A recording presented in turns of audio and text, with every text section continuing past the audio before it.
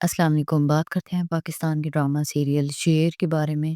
شیر کے 30 ایپیسوڈ میں ہم دیکھتے ہیں جو شیر ہے وہ بات کرتا ہے کہ اپنی بہن کے شوہر کے بارے میں کہ کوئی بات نہیں، میں ادھر نہیں تھا تو انہوں نے ہمارے مال کو سنبھال کے رکھا ہے نا، شیروں کی طرح سنبھال کے رکھا ہے، اس کو کوئی کتا نہیں کھا گیا۔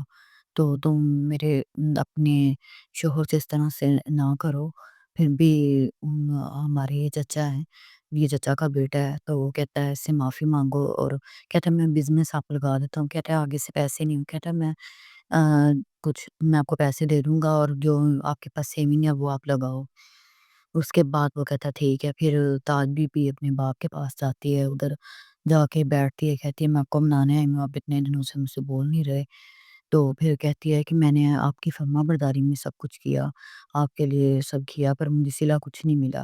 آپ نے سب کچھ اپنے پوتے کے نام کر دیا، میں اس ٹائم پہ اگر بھاگ جاتی تو مجھ سے بھی شادی کر لیتا، میرے بھی کوئی بچے ہوتے، میں نے اپنی خوشیوں کا گلا گھونٹا ہے صرف آپ کے کہنے پر، اور آپ کے بیٹوں نے تو کچھ بھی نہیں کیا ایسا، آپ کے بیٹے نے مجھ سے سمرا سے شادی کر لی اور میں پھر بھی کچھ نہیں کر سکی، اور میں نے صرف آپ کی تابع داری کی اور آپ کے کہنے پہ سب کچھ کیا، اور اب میرے ساتھ کیا ہو رہا ہے، اب میرے ساتھ ناانصافی آپ نے کی ہے، اب میں آپ پر مان رکھتی تھی، آپ نے میرا مان توڑا ہے، اب میں یہ بھی نہیں کہہ سکتی، میری کوئی اولاد بھی نہیں ہے جس کو میں کوسوں یا کچھ کہہ سکوں۔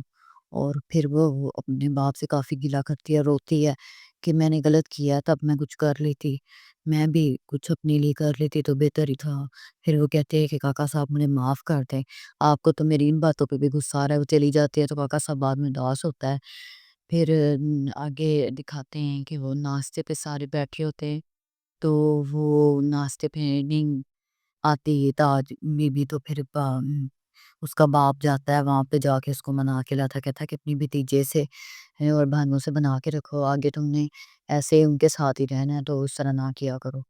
پھر وہ اس کو مناتا ہے اور آتا ہے ادھر لے کے، اس کے بعد فجر جو ہے وہ کال کرتی ہے اپنی ماں کو بار بار، اور بڑی اداس ہوتی ہے ماں سے، اور ماں اس کی کال نہیں اٹھاتی، اور ماں پھر کال اٹھاتی کہتی بار بار فجر مجھے کال کی کر رہی ہو، تمہارے بابا بہت اکیلے ہیں تمہارے صدمے کی وجہ سے، تم اس طرح بار بار کال نہ کیا کرو، وہ دکھی ہوتے ہیں، میں انہیں اس طرح چھوڑ نہیں سکتی، تم اپنے باپ کو آسرا ہی نہ دیتی۔ کہتی ہے کہ میں تو ہاسٹل میں رہ رہی ہوں، میں نے ہاسپٹل جوائن کر رہی ہے، میں نے اس سے نکاح نہیں کیا، باپ مجھے اپنے بابا سے معافی دلوا دیں۔ کہتی ہے میں کچھ بھی نہیں کروں گی، اسی شکل کبھی بھی نہیں دیکھوں گی۔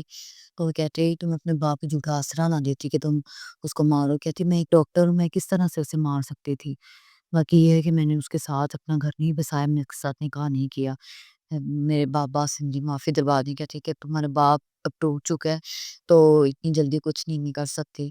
تو پھر اس کا باپ پیچھے سے آ جاتا ہے، تو کہتی ہے کہ اب کال بند کرو، تمہارا باپ آ رہا ہے، دوبارہ مجھے کال نہ کرنا۔